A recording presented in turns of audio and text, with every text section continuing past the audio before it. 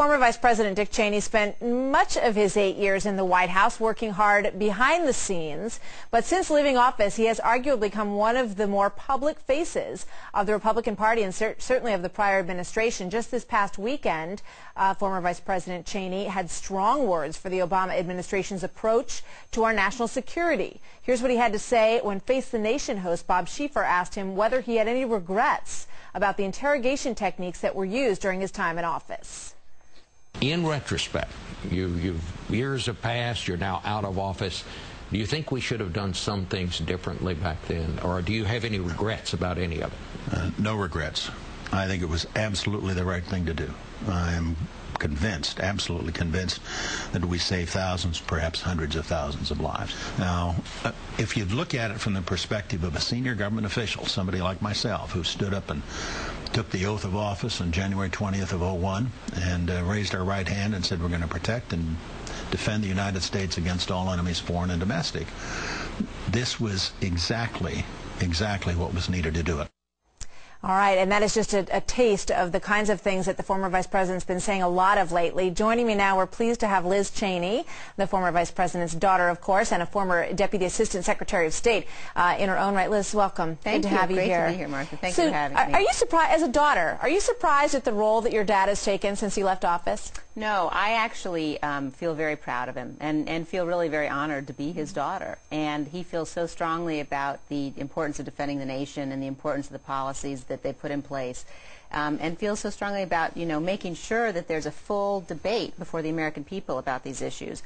The Obama administration is clearly changing those policies, which they have a right to do, but then they ought to, release the documents my dad has asked to have released, and they ought to let the American people understand and know the full scope of the program and the results of the program. I know that he's said that he's so passionate about this and so outspoken because he's concerned about the security, and he's concerned about the avenue that's been taken. You mentioned the documents that had to do with the enhanced interrogation techniques and how successful they were or were not. And, I know he wants the full disclosure at this point, right? So how is he getting anywhere with that? Well, I hope so. I mean, what we've seen so far, though, is not doesn't give me a lot of optimism. I mean, I think we're seeing a situation where this administration, for some reason, continues to release information that's helpful to the terrorists. Releasing the details about what was involved in the enhanced interrogation program, releasing the techniques involved in that program helps the terrorists. It helps them train to those techniques.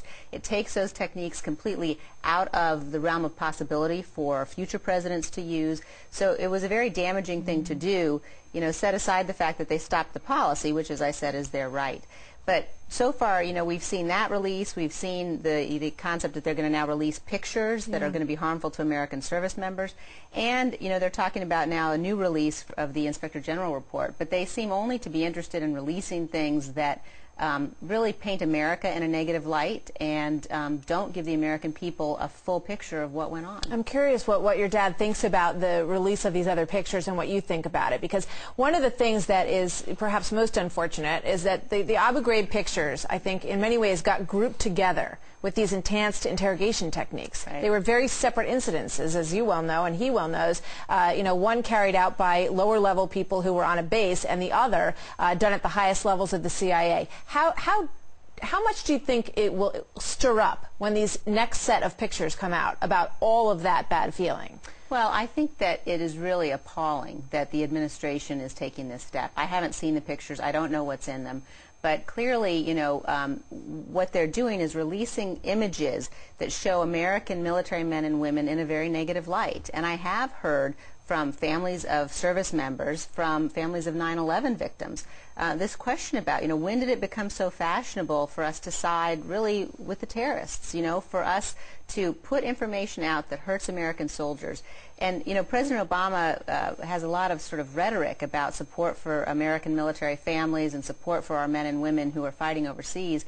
But, if he really cares about them, then he wouldn't be making such an effort, to release photos that show them in a negative light. All of these things, the talk of prosecution of people who were involved in these interrogation techniques and signing off on them, including going all the way up to the highest levels, which of course would include your father and President Bush. These discussions and the release of these pictures, do you feel at all that the motivation here is to kind of stick it in the eye of the former administration and to continue to separate themselves from anything that happened in the past? I worry very much about what the motivation is because it's very hard to understand. I mean, we've never before in American history had a set of circumstances where an administration comes into office and then threatens prosecution over policy differences. What do you think about President Obama's take on that? He's been somewhat vague. He said, oh, we have to leave the past in the past. What's your personal response to his reaction to that call for prosecution? Look, I think that President Obama and Attorney General Holder ought to be standing up and saying, look, we may have policy differences with the previous administration, but we're America, and we don't criminalize those. So why are they not doing that? Well, but another thing they're doing, sorry to interrupt you, Martha, but,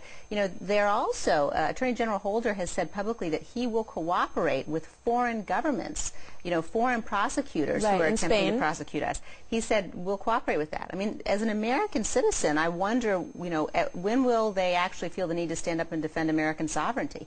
And I think it is really appalling. I can't imagine, frankly, why they're doing it.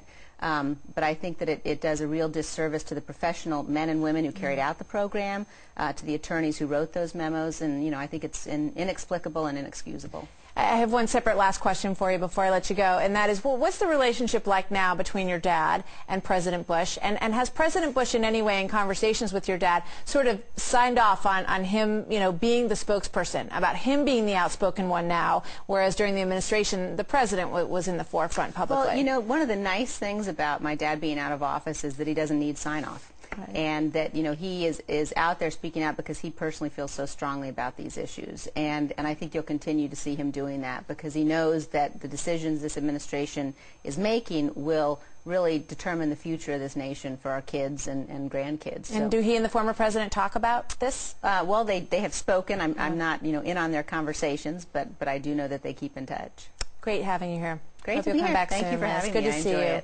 Liz Cheney joining us today. Thank you, Liz. Thank you. Trace, back to you.